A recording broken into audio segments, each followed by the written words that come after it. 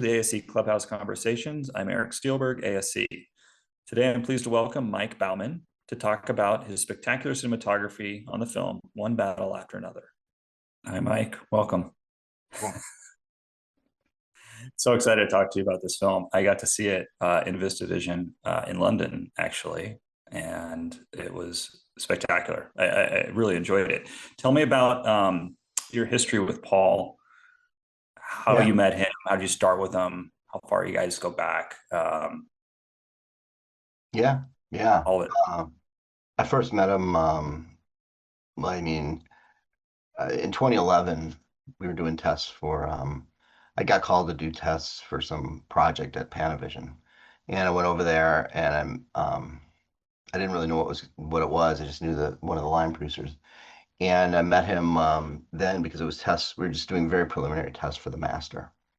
And Mhm. they're making some decisions to do either uh, 35, 65 VistaVision. It was even testing it back then. And so I ended up gaffing that film with Mihai and doing that. And then I went on just did various little projects with him because a lot of times with him you'll do music videos and things like that they're really more camera tests and experimentations of different tech or whatever. And so did a few music videos, ended up doing gaffing Inherent Vice with him, with Robert Elswit, who I'd done few other movies with.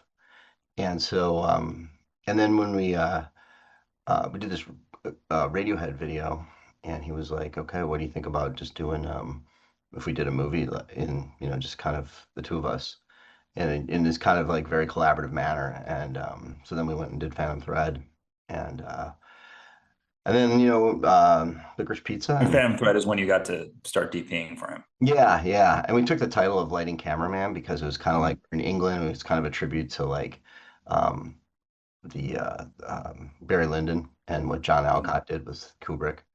And Mhm. so, and yeah, and then from there, just Licorice Pizza, and then this one. So yeah, it's quite a journey. Oh, that is quite a difference. What was the process working with him as a gaffer, then having that kind of morph into lighting cameraman and then DP? It's kind of like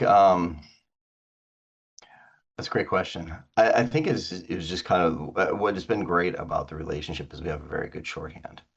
And it's and kind of um understanding. I mean, like for example, like on the master, we were, I mean, that was a he was really because he's very involved in the photography as far as especially lensing and things like that. I mean, there's always a conversation, but that's I think any I've been and worked with as a gaffer with several directors who are very, that's kind of that's kind of their sweet spot, their communication tool.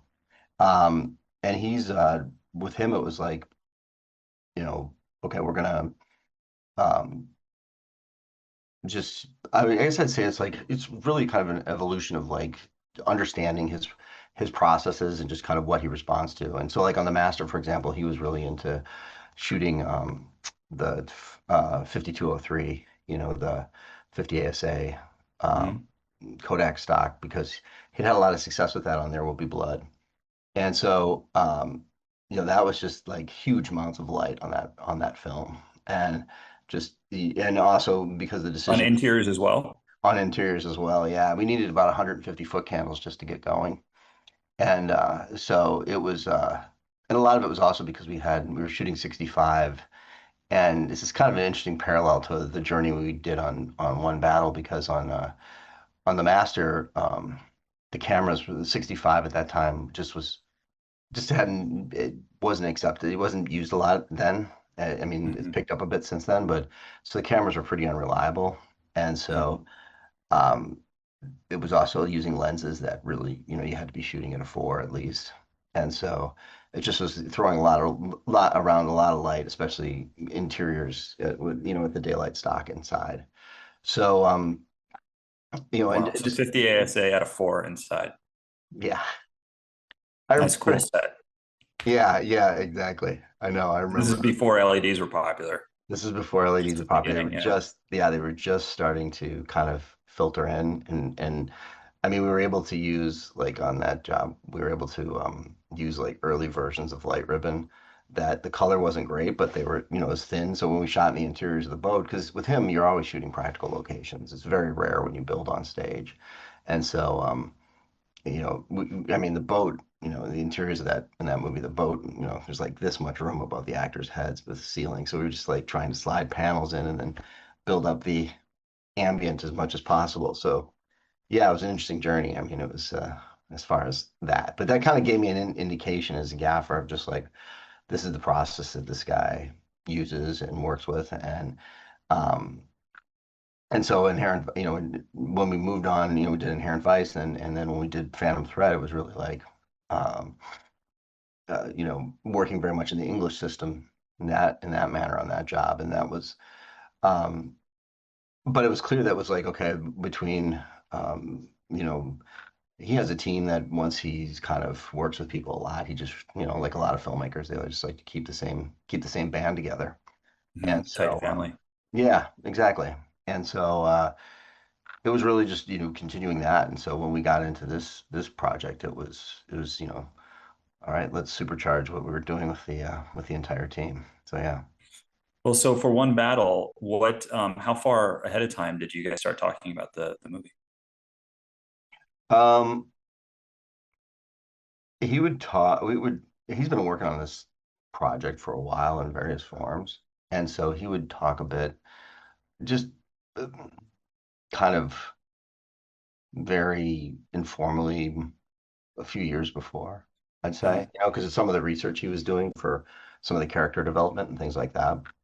Like start mentioning things here and there, Yeah, conversations, yeah, dropping hints, whatever. Yeah. yeah, and then we'd do a you know, we'd do a music video, or we do a test of something, and just to kind of see what you know, just to try different stuff.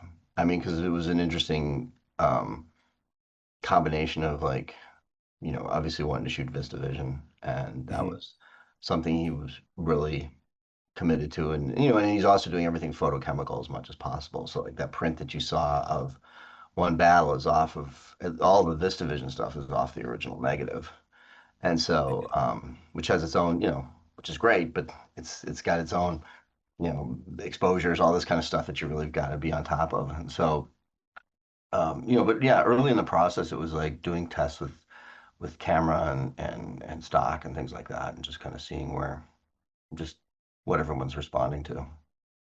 And now that you brought it up, did you was VistaVision a very early conversation, or was that just something that just came up in kind of a conversational way and not like a real way? Like I guess when did that start becoming like something that you guys wanted to really get into and see if it was going to be viable? I think he had done in 2019, he had done a music video with Tom York called Anima that he shot in Vista. Hmm. And I was doing another project, so I wasn't able to do that. But Darius Kanji did it. But it was I think that really kind of whet his appetite for it. And it wasn't viable to even have the conversation really with everything on Licorice Pizza. But I think this, because of the material, it had always been percolating around. I can't remember exactly when that decision got made as far as, yeah, this is what we're doing. There was definitely some issues of like, I think the conversation probably started to be was probably more like this would be great, but can we get reliable enough cameras and everything to be able to run, you know, 1.5 million feet of film through? And you know, so that conversation started, gosh, it was a while back, you know, and it was really like, okay, is this you know, let's do some tests and see just like what are the mechanics of this? Because you know, every time you see VistaVision, it's always like it's set up beautifully on a set of sticks, and this is this gorgeous, Hmm. you know. Or anytime I was ever on set prior, when you know, working as an electrician or as a gaffer, when you see a VistaVision, it was always for some visual effects component. And so to use this format and the camera systems, but use them in a very like, okay, let's go, we're gonna strap this to cars and move it around and put it on a steady cam and have a lot of it was really a tremendous like that's a big ask for the technology, you know. Right. And speaking of that, am I correct in that the last movie that used it as a kind of like a format for the entire picture was came out in the 60s? Is that right? Yeah, yeah. I Yeah. think, And it was yeah, it was kind exactly. of an exhibition format, right? Whenever all the studios were trying to come out with things to kind Yeah, of heighten the experience, the theatrical experience. yeah. It's a really Um, fascinating, and then fascinating. since then, it's been mostly used for visual effects photography, right? 'Cause it's a bigger Yeah, negative, but it's not the cost of 65. yeah. So what was it like trying to then find those cameras? Like, how did you do it? How did you find these cameras, and how did you find I enough mean, reliable cameras? everything was a team effort because it was all about like finding, yeah. We had experimented with a couple different camera systems in testing, and we tested the will cam and we tested the bow cam, and the will cam was um, had a lot of promise, but when we needed it ready, I think there was some questions of availability. Robbie Ryan ended up using it on Begonia, and Hmm. but the for us the bow cam was really the key component, and we were able to track down one that a really in very good shape, one that Giovanni Ribisi had. And, so he's like this, obviously he shoots stuff, but he's also just a huge cinema nut. And he just happened to have a bow cam that was in the best condition. The other two came from, there was two others that were around that were at Geofilm Group, but they needed help. And I mean, the whole system really needed a lot of overhaul just because of just viewing. I mean, for Colin Anderson, who was the operator, for just him to operate the project is just, I mean, because that thing comes out at a 45-degree angle. So anytime you're trying to actually look through the viewfinder, it's challenging. And so there was a lot of additional development that had to kind of go in. How do you mount this thing to a steady cam? How do you put it on some of the tools to give it the movement? And and then as you're kind of doing all these tests, you're just discovering things that don't work so well.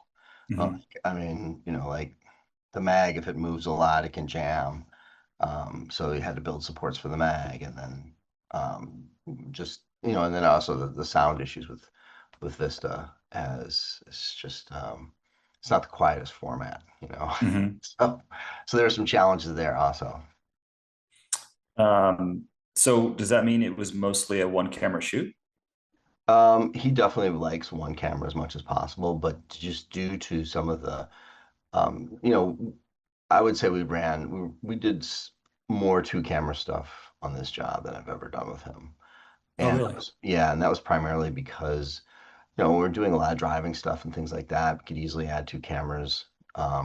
There's a tremendous amount of improv from the actors and that, Hmm. you just wanted to be able to capture all that stuff. So sometimes we enlist two cameras into that process. And yeah, so it was not, especially on all the driving stuff. It was definitely a situation where we'd be running multiple cameras. What's interesting, one of the interesting things about the VistaVision decision for me when I was watching it is that you're using this larger format um, exhibition, sort of presentation, but for a very intimate character story.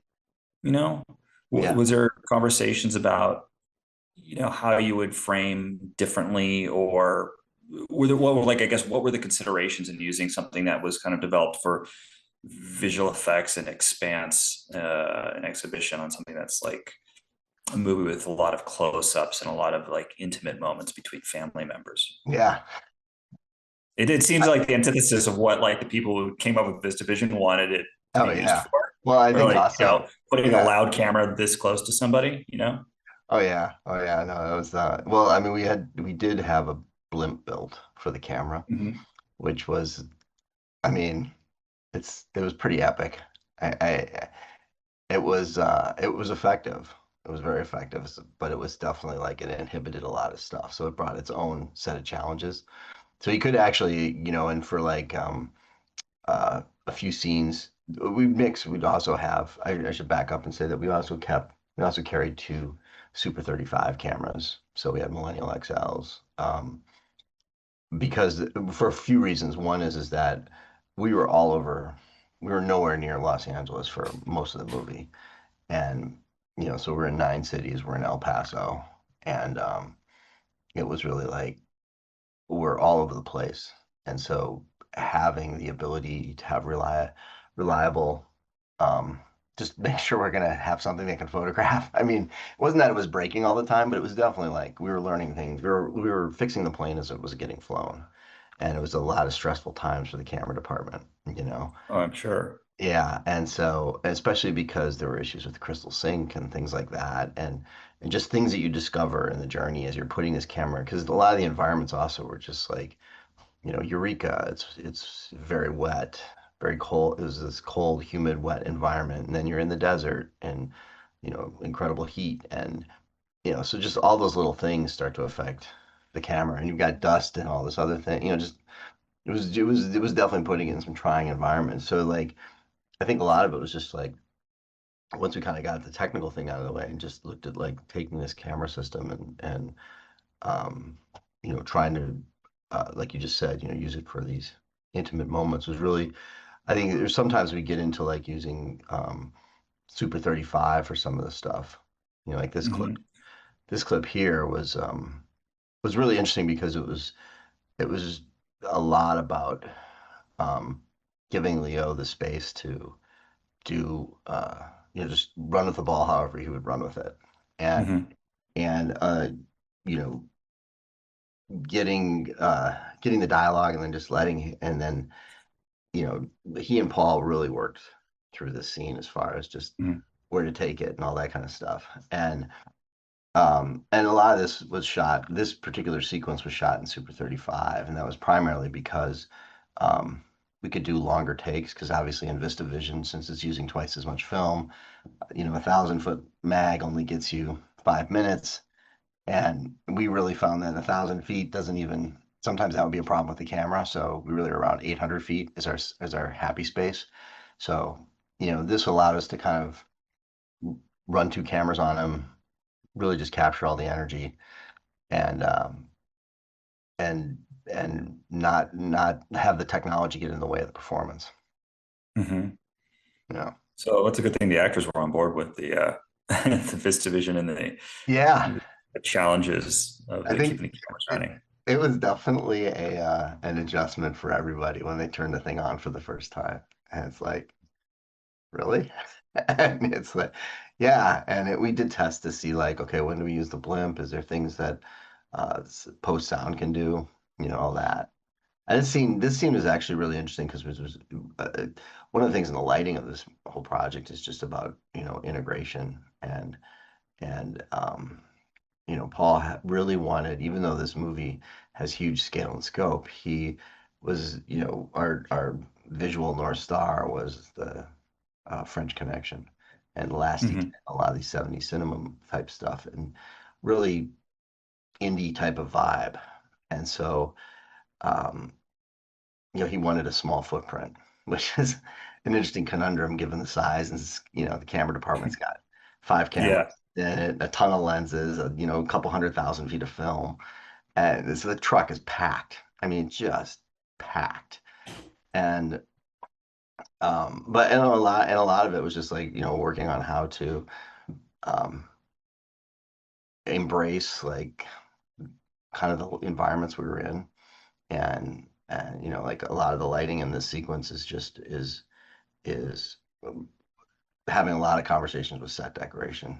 Anthony Carlino, who's the set decorator, and Flo had this whole set was a build, and just how to integrate lighting into the entire thing.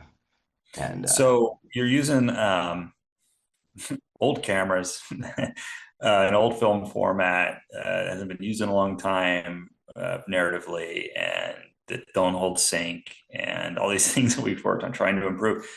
Did you also embrace like older lighting, or is the lighting side of it? Do you stay more modern with LEDs? And I mean, it's a silly question, but no, like it's I'm wondering not. if it's more of like a holistic approach, No, I mean, yeah, I mean, he always like obviously been working together for a long time, so there's a lot of shorthand in the dialogue, and certainly one of the things he always gives me grief about is using real lights. like, using LEDs versus like incandescent. And I'm Hmm. like, yeah, man, let's use incandescent. In fact, at one point he had purchased on on eBay, he purchased three Lowell kits of lights. Like the Lowell Oh, umbrella the little open face, like old video photo lights. with the old umbrella. Uh-huh. He's like, what do you think about lighting the movie with these? Sure, let's try it. And it was really more of a conversation of like, okay, what is he responding to? Like, he really loves the look of umbrellas. Like, 'cause I Hmm. think even going back to Magnolia, there's a specific scene in Magnolia that he references that he's like, I really love what this quality of this is. And so, we have these umbrellas, we have these lights from like, whatever, 1983. And, you know, the electrical department had to rewire to get them all going and so nobody would get shocked or whatever.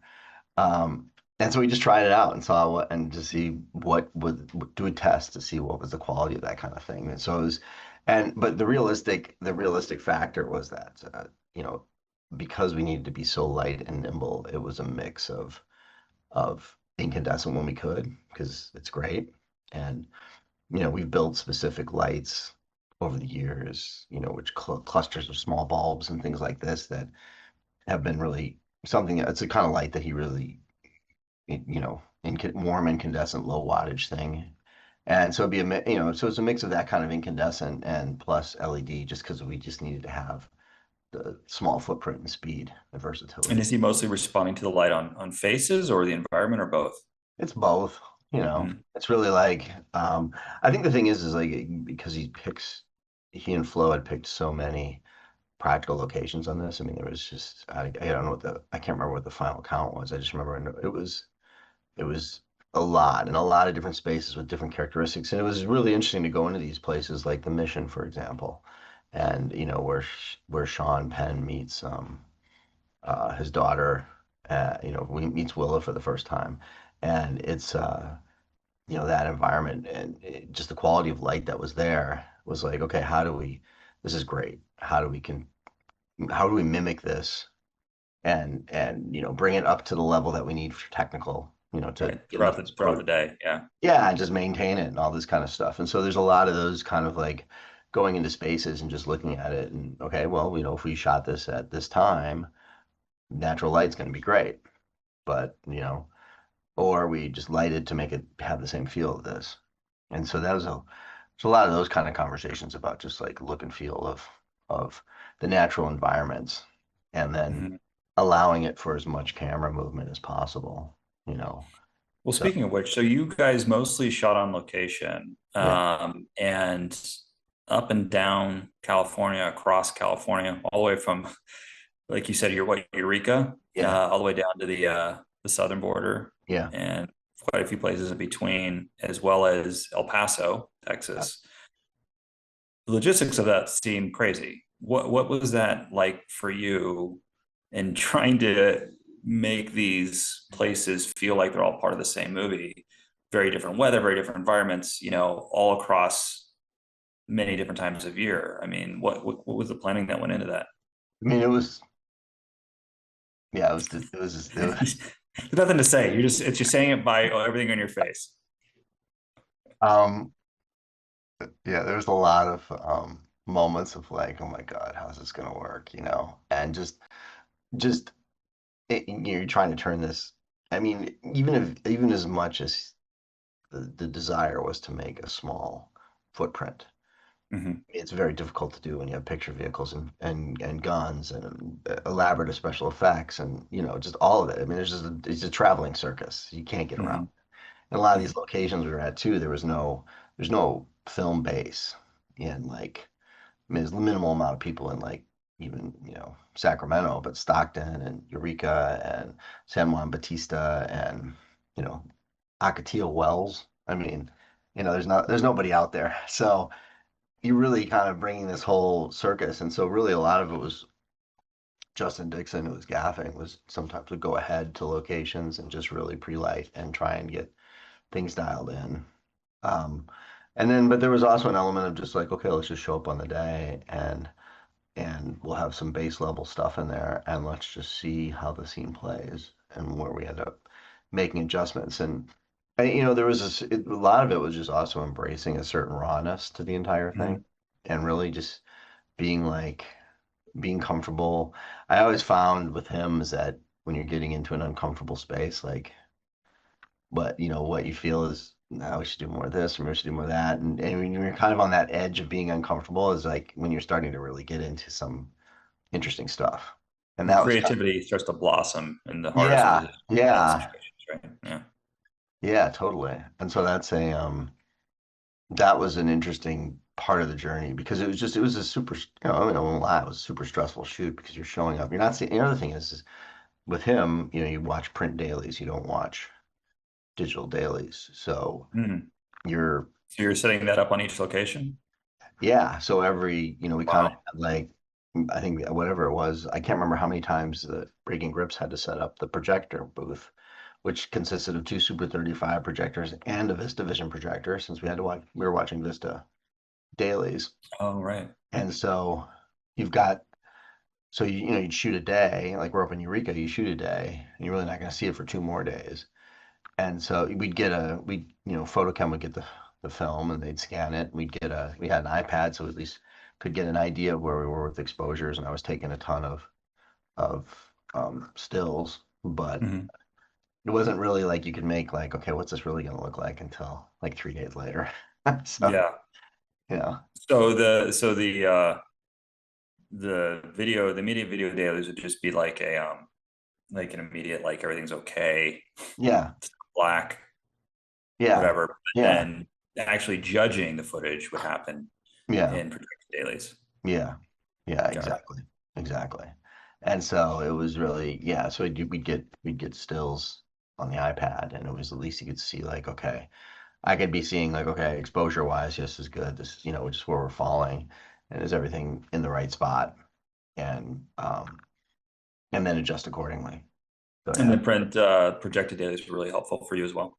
yeah, they're all. I mean, it's always great to look at print because it's not only just as like to just assess your work, but also just because one of the benefits was because it was a road show, and everybody's staying in the hotel. So the turnout to come to dailies, usually it dies off really quick. But this was actually like people were, they just, come to Come down dailies. to the ballroom and watch dailies. Yeah, watch dailies for whatever. And at least, but so it fostered a lot of great more content. So it really, I think, helped the production because you could kind of everybody can kind of take a step back, just look at the work, talk about things that are working, not working, and make adjustments. And so I think everybody felt really attached to the material more so than they would normally if we had been shooting in LA or something like that. So What were some of your more challenging lighting setups or sequences? I mean, obviously, nighttime is always a really difficult challenge for DPs, gaffers, and you had those rooftop scenes and riots. yeah, Uh, in was that El Paso? yeah, that was all El Paso. First of all, the city of El Paso couldn't have been more accommodating to letting us use their downtown. Um, and one of the things that was really interesting about like a lot of the rooftop stuff was, El Paso is right on the border there with Juarez. And so when we did the initial scouts and we were looking at rooftops there, you could see the lights of Juarez.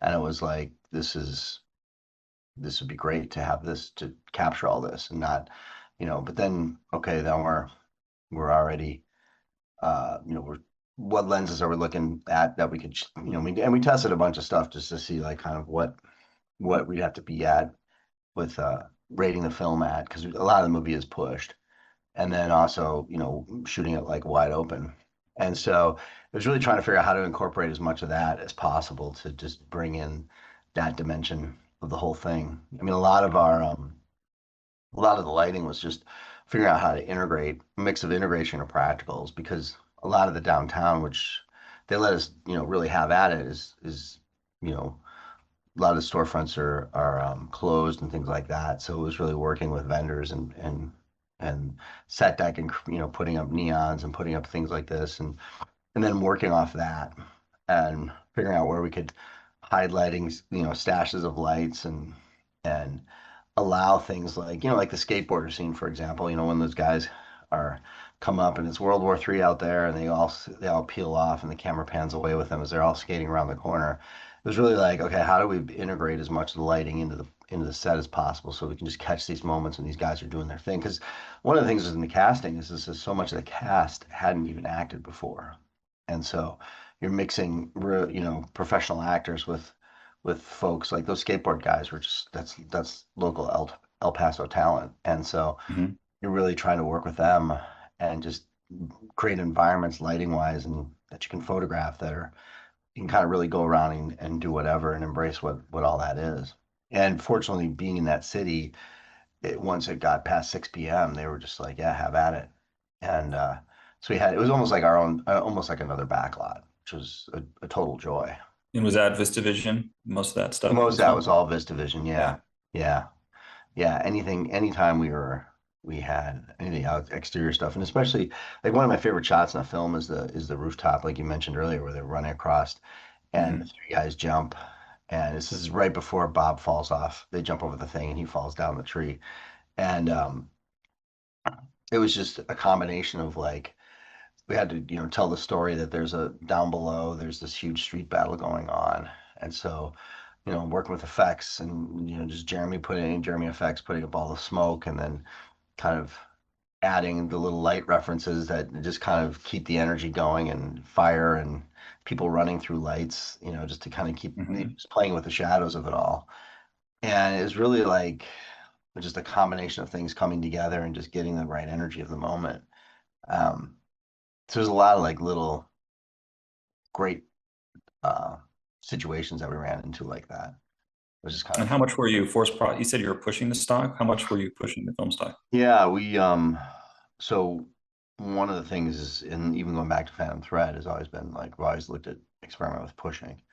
And so this was no exception, especially because of the larger negative, we could really get away with more to get, again, it goes back to this like kind of 70s concept of a lot of texture that he was really Hmm. adamant about. Like he just didn't want this to look like, um, like when you think of Vista, of course, like we talked earlier, it's just like this gorgeous format. And this is like, okay, how do you take the Kobe beef and give it the characteristics at times of a McDonald's hamburger, you know? Hmm. And so it was really taking we push at least one stop, sometimes two. We even did we did a test at a three-stop push, but it wasn't Wow. the right thing. But it was just interesting to see what qualities would come from that. And so, yeah, generally we're pushing at least one stop. And so Hmm. hitting it right around 640 or 800 as a base. And so that allowed it just to, that coupled with having some lenses, I mean, I don't know, I think we carried in the neighborhood between 40 to 50 lenses. And so a lot of Oh that my was, gosh. yeah, it was a pretty substantial package. So you'd carry like five, well, we actually had 450 millimeters, for example, and each of those Hmm. had different qualities that, when we had a couple of 55s, which were even more high speed. So we had kind of things that played in the mid range there that could be used for, maybe the flare quality of it is better, or this one's great for wide open night exterior, or this one, like he has um, some of his own lenses that he's just, kept along for the ride that we come out on every show. And one of them is a 50 millimeter Pathé. I think it's like a 3.5.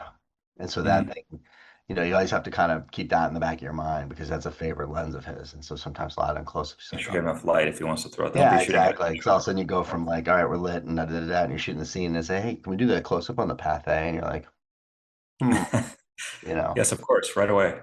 yeah, Um, no problem. Um, yeah, so a lot of the pushing, but the pushing just added another layer of texture to the whole thing. And then we'd also mix in low con filters, hmm. things like that. Hmm. And it wasn't really about getting like super rich blacks, as much as it was like about just having this kind of like loose quality to the whole thing. And And a lot of these decisions came from testing and prep, I'm assuming, yeah, and testing and prep, and then the history of everything you've yeah, learned in every yeah, shoot up until this point. yeah. And I mean, we carried a print, or at least I think we carried it because we watched it a couple times during production of French Connection. So Hmm. like on a Saturday when everybody's sitting around, it's like, hey, we're gonna watch a couple movies, and we'd get a few prints in there, but then one of them sometimes would be the French Connection, just to kind of like visually refresh everybody where we're at and kind of what the goals are. You know, because like you said earlier, we're in so many different cities and so many different environments. And how do you take like the look of Eureka versus like Ocotillo Wells or some of these other places in southern, just out in the desert of California and connect them Yeah. creatively, you know. But then also, and by the way, you're talking about lenses, spherical, right? Yeah. With Vivid in your spherical, most of Paul's movies, am I wrong, have been 35 anamorphic? I mean, he's definitely done anamorphic, but I think this one was I think it was for him that's just what spoke to him more to be spherical on Hmm. this one. And I think also I think it just the lens choices that we had were just a little bit better. I mean, I think it was also a mix of having stuff that, we also had in our like Surge, Nafta was the first. They were always printing up like these um laminated, now it wasn't just one card. Sometimes you get a card of lenses, your lenses, and it's one card, like a business card. This was like a book. Portfolio of Yeah, lenses. yeah, yeah. And it was like, and you had stuff that was like, that would totally work for both Vista and Super 35, and these lenses could just work with Super 35, and these lenses would just work with Vista. And some of these lenses, this was the zooms especially. This is what they were if you were on Vista. This is what they were if you were on Super 35. It's just all that kind of stuff, and it was really yeah, it was an eclectic mix of that. And then of course Dan Sasaki, who Paul has a deep relationship with at Panavision, is coming up with different stuff. So then every now and then, periodically, some new lens would show up, and it was just some bolted together thing, which was great, Hmm. fun to play with, but stressful Of course.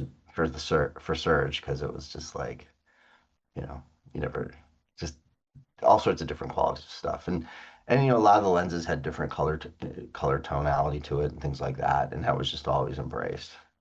You know, Yeah. Well, talking about color, something that struck me as particularly beautiful about the movie was how you could go from scenes like, the rooftop at night in El Paso and the action stuff, to something very simple and beautiful of like the scene with in the bathroom, playing it into a mirror and just holding on it, on a push it and having this whole dialogue scene. And I love the scene. It's so naturalistic, the little splashes of color with the tile. Is this stuff, or to what extent is this planned out in like the juxtaposition with the craziness of some of those other things? I mean, I think this was like what was interesting about this is we experimented a couple different ways of how we blocked it, and and Hmm. and but this is all practical location in Eureka High School, Oh. and this is actually one of the interior scenes that we shot using the blimp, and so Hmm. this is all Vista, and it was really just about this kind of just the calm before the storm, I guess I'd say, because Hmm. at this point you know that Steve Lockjaw's coming, and they obviously had a previous fight about these communicators, and and so then when this thing kicks in, and then that great line of dialogue where she starts saying the code words to her, and it's really like I thought this just fell in a really great space as far as just the mirror, her, you know, the two of them, and really just trying to get some sort of shape to the light, but keeping it as kind of real as possible because the shot right before this is just like her coming out of the bathroom and these girls are joking about the school dance and all this. And it was just really trying to embrace what is there a bit and kind of enhance what that is. And Hmm. because right after this, then the roller coaster starts. And the next thing is them running through the um, you know running out of the building and jumping in the van and driving in the van, and you know minutes before mayhem shuts the van the the dance and everything down, and the MKU, which is the name of the like Lockjaw's unit. It comes in and Mhm. just shuts it all down. Do So you it was remember how really, you lit the scene? yeah, we had a couple of tubes just off on the right, just kind of just it was it was something that I've done where you just do a long linear source and it just kind of will wrap into the eye, and then just put a little bit of negative on the left side, but we could still Mhm. see, you could still get a little bit of feel that there's a practical over there, but just kept it simple. But wanted to kind of have more shadow for her to come out of, uh, for Regina when she approaches, and so she kind of comes out of a dark, a darker area and then walks into the light. Mhm. Are Yeah, there any other memorable scenes lighting wise that you are really proud of in the I mean, film, or I should say, I'm sure you're proud of all of them. There's no reason not to be, yeah. but like, or something that stands out is like a particularly, great accomplishment. Like I mean, what stands out to we definitely like. There's so many little moments of stuff that were really interesting. Like certainly like we were talking earlier, the rooftop and all that was really a great. And a lot of that downtown El Paso stuff was just we were just experimenting with a lot of different light sources, whether they're movie lights and practicals or fire or some effects thing, and just kind of what that visual language is. And then you? And the energy of that was so great too. I mean, and tonally, because you're going between the interiors of them escaping to the outside. And was all the interiors like the scene where they're in the hallway escaping? Was that also on stage? Or is that? well, this was yeah. So what was interesting about this whole set was this was all built in the second floor of an abandoned an attic of a building in El Paso. Hmm. And so the goal originally, that set of windows at the end of the hallway looks into the street, and we were going to have all the windows on that side when we were scouting locations, whatever it was, 6 months prior. There was a set of windows at the end, and he wanted to be able to incorporate the windows and look out into the street. So that required building this whole apartment complex upstairs in this upper area, this hallway being one of them. And so it was really about like in the conversation, he's going to want to move the camera everywhere and get people coming through and interacting, coming in and out of doors. And then because they needed to be on the second floor, because you've got the set of stairs that they walk through, that sensei goes down at the end and closes the hatch on. And so it was a lot of like, um, yeah, like this. So the only, I mean, that's the actual wall, but everything else Mhm. is just had to be built in LA, shipped out, and reassembled, on site there. And then, what I thought was really clever when I was talking to Anthony Carlino, the set decorator, about like, let's talk about like what's going to be in here, as far as practicals and as far as like integrated light sources and things like that. And he did made a decision. He's like just he literally decorated that entire set off of Facebook Marketplace and just finding stuff within the community. And he found there's so many little great details that make this so unique, and the aging of it all and all that, and just the just I as as like as a cinematographer, you so appreciate when these other departments are really bringing in those little details. Like the coil Mhm. of cable there and all that kind of stuff is just like little things that are really great. And so for lighting, we just really um, had a couple options on the overhead practicals that we had some control on, and then we would just bring in a little bit of fill if necessary, or bounce or something, and just kind of work off the pracs and play the pracs with the push very hot, and like and this kind of thing, like these guys, this was never in the script that they'd be skating up and down the hallway and we'd going with all this, but this is just the kind of you had to create an environment where this kind of improv could just happen, and you can just kind of roll with the whole thing, which is a lot of fun. So like a scene like this, does does Gaffer Bauman and DP Bauman do they have a different perspective on how they would accomplish something like this? I'm just curious because I always feel like, I mean, I don't know, like Yeah. there's different responsibilities each position has, right?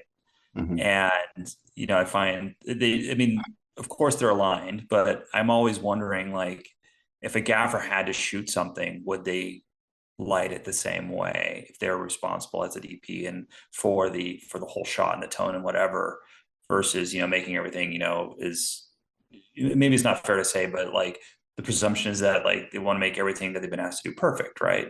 And Yeah, sometimes a DP is like, it's not about perfection, it's about being right and having the correct tone and making sure the director's getting as much coverage as they need, yeah. or making sure that they can accomplish that one or whatever. And so you can't have the light there because it'll be in the shot or whatever. How do you reconcile that, or does it even pop up? Are you able to It shift? does. I mean, it's really like That's it's really it's a really interesting question because it's like there's I think it's just one of the benefit. I think I've been really I feel consider myself very fortunate to have gapped for so many different cinematographers and seen personal processes and Mhm. and just like how everyone um attacks these kind of challenges. And I think for me, when a lot of this was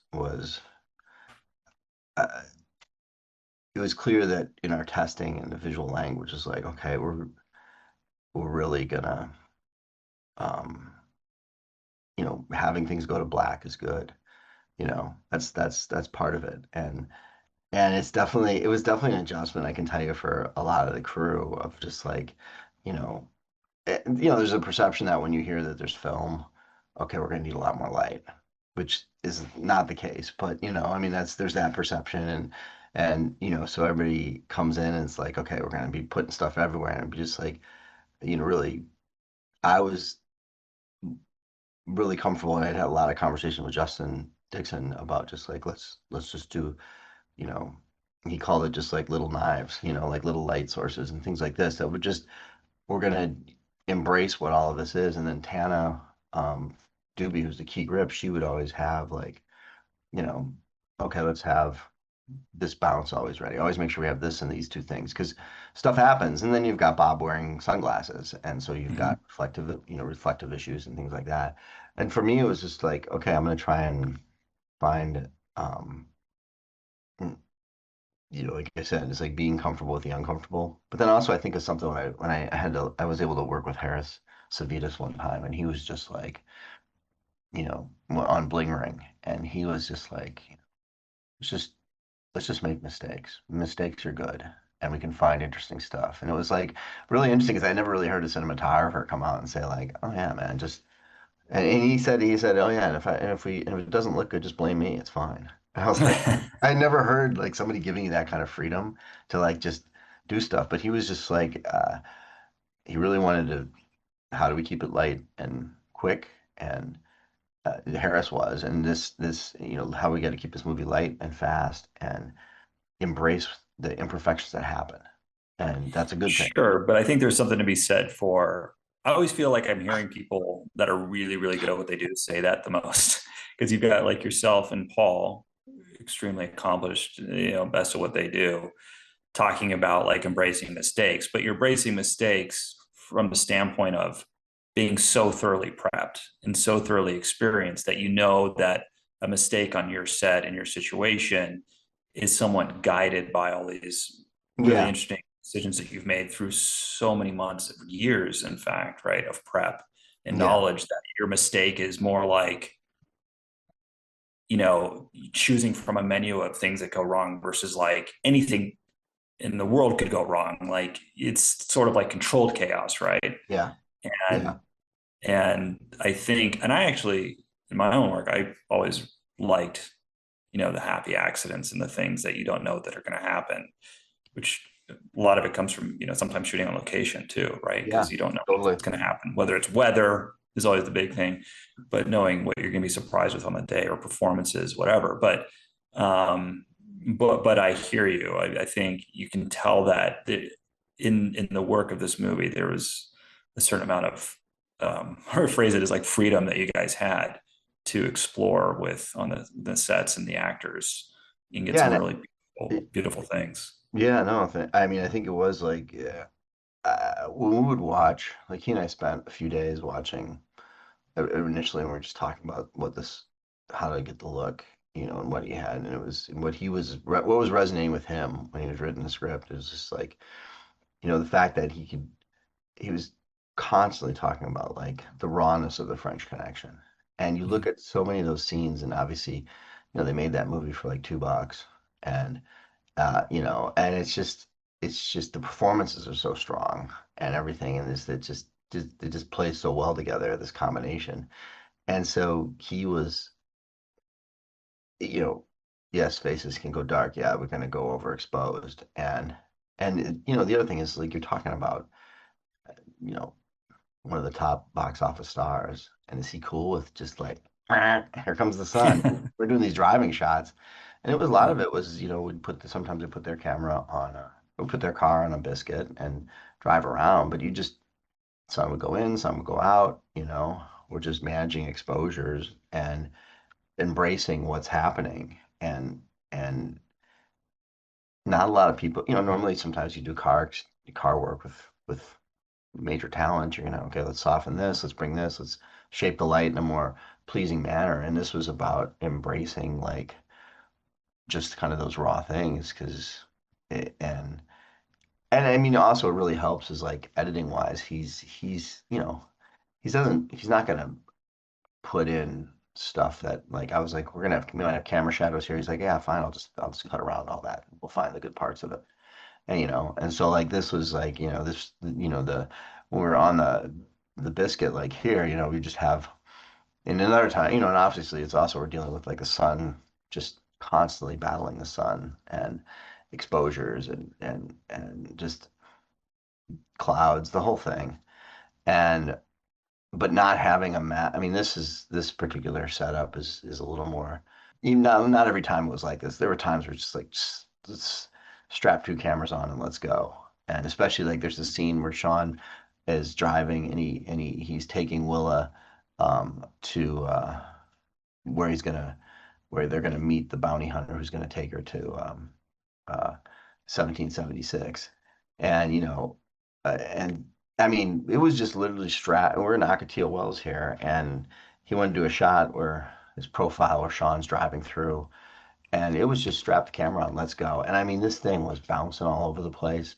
It was not a graded road, and I mean, there's maybe 3 seconds of the shot that works, but he was like, "Yeah, this is great," like that kind of Because the energy. tone of it's perfect, right? I mean, you get there and you, like you said, with the acting, and you know what's going to work, and you know what the scene wants. Yeah.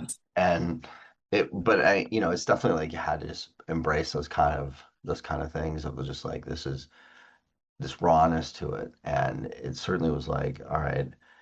Um, it wasn't, yeah, it was just interesting because anytime, like, I remember the times we put end of the movie, the scene at the end of the movie where she's after they're back and together, and it's kind of the denouement of where she's about to head out, and she's clearly, you In the know house. yeah, in the house at the end of the film. And he's working his thing on the phone, and she's kind of telling him how to. And I remember we did that shot, and we added this piece of diffusion. I was like, "Tal, let's just diffuse this key light on her just a little bit." And he was just like, "What is that?" And I said, why do we need that?" I said, "Because it's the end of the movie, and it's like this is finally the moment where the two of them are really like on the same page about everything. It's not that, you know." And he's like, "Okay, yeah, that's cool." It's just like, but it's just because that set excel, and that's the other thing in practical location. That house was like 600 square feet. I mean, it was ridiculously small, and it's dumping rain the whole time we were shooting there. And so you've got to light everything from outside. And there's a really funny photo I have of the two of them at the table, Mhm. by the window, and they're talking, and Paul's working with him on the scene, and the door is open, and it's just a downpour outside. And you see like the grips and electrics are just completely huddled together in their rain gear, and there's like, trying to set a flag, and it's just the contrast of like, here's this warm home scene, and here's just complete organized, mud everywhere. It was just, and nobody could be in the house because the house is so small.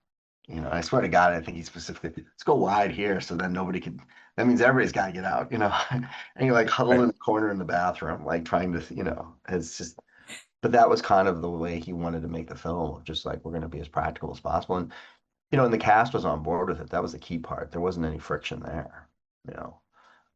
There's another, That's so fantastic. I mean, it shows in the film. I mean, it feels like, I mean, like I said before, it feels intimate, you know? yeah, there's another scene that was really good where, I'm really happy with came together, going back to what you said was, when she leaves, when, Perfidia leaves, she's given birth and she's talking about, how, you know, he only has eyes for the baby and she doesn't, and we did these shots of her as she's just kind of like brooding, and Mm, they were pretty, it was interesting because yeah, I was like, oh, this is gonna be a little underexposed, but let's just try it and see, and it works. But there's a scene, a handheld thing that we did where she leaves and walks down this hallway, and then she comes into the living room, and he's there with the baby, and he's like, "You don't have to do this. We're a family now," and all this stuff. And she's basically making her decision on whether she's going to, stay or go and join the revolution. And mm. it was one of those like moments where it's just like the two of them were really firing on all cylinders, especially her, and she was. And so it was just trying to have this small light just to catch in the eyes when you could. And because you know, the blocking was changing per take, just depending on how they were doing the performance and how, where Colin had to be with the camera and all this kind of stuff. And there was like two or three takes where it just all comes together when you do it. It's, the performance mixed with all the other stuff. And it was really it's not like a big like lighting moment, but it's a big like it felt like a big achievement moment. And she gives this performance where she looks at the baby for the last time, and she's just I don't know where she pulled it from, but it was just then the light hit her eye at the right moment, and it's just like this happy mix of stuff, and it's just like boom, wow, you know, Yeah, that's an intense scene. yeah, Really beautiful. yeah. So yeah, How do you think, or in what ways, if any, has your work changed either mm, in your approach to it or execution of it with Paul over the movies that have led up to this and this, or has it? I think it has a bit that there's been like we have a pretty good shorthand, and Mhm. just like the scene where like for example the scene where uh Sheev and Lockjaw end up in the hotel room for the first time, and it kind of pans off the gun off the table and then over to him sitting on the bed, and then hijinks ensue, and when we had shot that a couple different ways at first, and I was like, hey, what if we did this like Barbara Rose scene, which is a scene in Phantom Thread where she comes and grabs the dress off of the lady asleep on the bed. And in that particular scene, we just had this light. We shoved a light in it because it was another hotel room, but it was also like trying to find places where we could hide light because this is all practical. That wasn't a stage build, and find a light where you could hide it and just separate him by casting a shadow on the wall. We go a little bit more like let's play it kind of like you know, you know kind of silhouette, and it'll give her a light to fall into. That'll be kind of interesting. And I was just like, what do you think we do? If we did more like Barbara Rose. And he was just, it's like, yeah, let's try that. And that's like kind of the luxury of having that shorthand of working with somebody. And it's just when you're in the moment and it's like, okay, how are we going to get this day made and this scene done and all this? And I think that's been a huge benefit of constantly being able to reference material. And also just having a team, you know, like I've done 5 movies with him, Colin's done 6, and there's a strong bond there. So if everybody kind of really knows what's going on, which is super helpful. And I mean, yeah, it was, and having, obviously, um, you know, yeah, there's probably, and Adam Sumner was obviously a key part of that whole thing too. But, Mhm. so it was like Your, that, your AD yeah, our AD producer, and producer. yeah, and so yeah, just that having that close-knit team that could really just execute and had like um, a very quick language is something that's been, as you know, in long-term relationships with creative directors or whatever, it's just a benefit, you know. There's a shorthand there. Would you have done anything different if this had been digital acquisition? Great question. Um,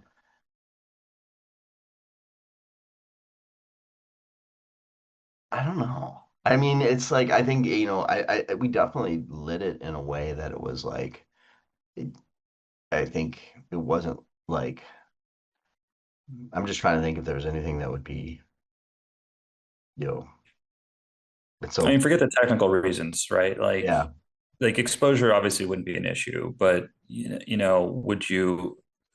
Because I always like to think that I wouldn't light anything different. Like the lighting package would always be the same, yeah, for instance. You'd always yeah. put the lights in the same place. I think, it always seems like just more of like, do you turn stuff off more or do you make something brighter? Does it need a different treatment? But I mean, I don't know. I think the thing I'm is just too, curious because it's so effective what you did, and I right? know there's probably people out there who will see this movie like, why VistaVision? Why not regular 35? Or why even like 35 at all? Why Yeah, didn't it shoot digital like and not have to yeah, worry about a film print? yeah. But that to me, that's all part of it. But I'm just curious what your take is. I mean, I think the thing is, with Vista, which is also interesting, is because just the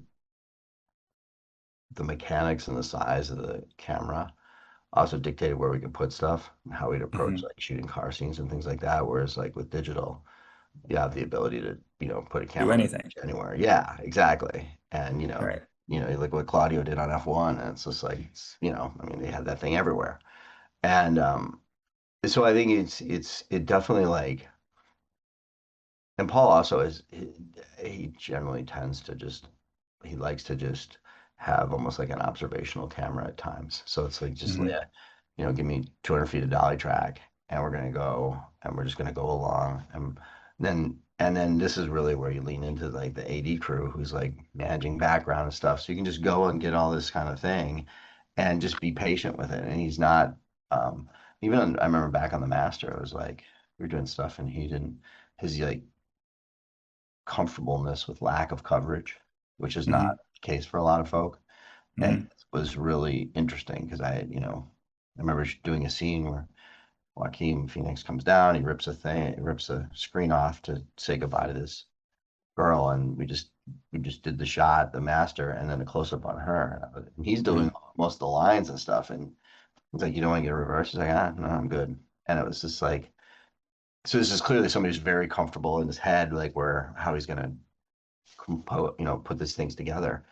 And so I think, you know, he's really, I think like doing this thing like on another format would have been, I mean, I think there's something also about the film to what you spoke of earlier, of just like the intimacy of it, even though it is kind of a grand thing. But a lot of it is not what you don't see.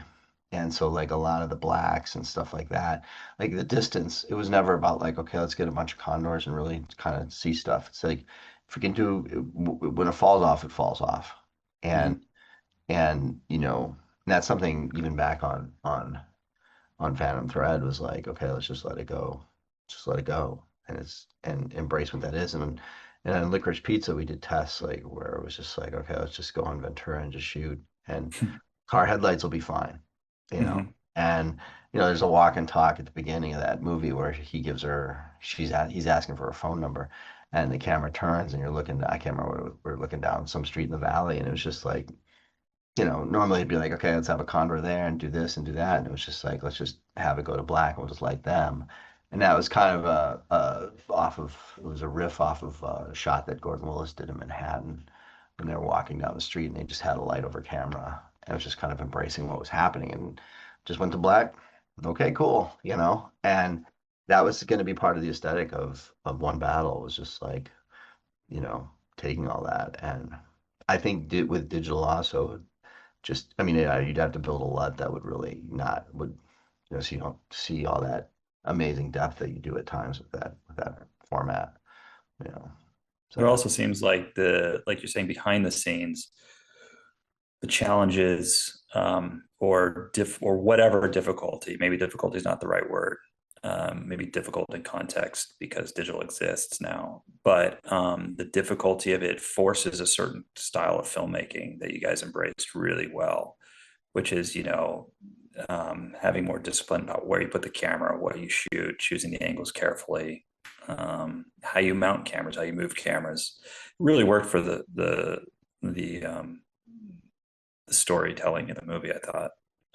Yeah, there was some interesting as and I think as the confidence kind of grew as we could over the course of the shoot of knowing what we could really do. That's another thing. It's like with digital, okay, I can put a camera here, I can put a camera here. I'm not have to worry about be a very extenuating circumstance if there's a failure. Versus this was like, okay, we were learning like, all right, 1,000 foot loads don't necessarily behave as well as they could. We need to make them 800. So Jackson, our loader, is in there like, making 800 foot, taking thousands and turning them into 800s. But also as we got more confident with what the uh, what the camera was capable of, and some of the rigs got more interesting. Like the scene where he leaves the hospital and goes down the back stair and then goes and jumps in the car and Sensei's there and they do a selfie and then they take off.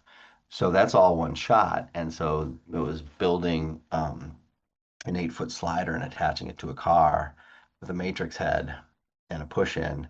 So it was like, and then you see the wide, you see him come down, he comes in, camera moves in, and then he says, "Hey, let's take a selfie," and then it pushes in a little bit more.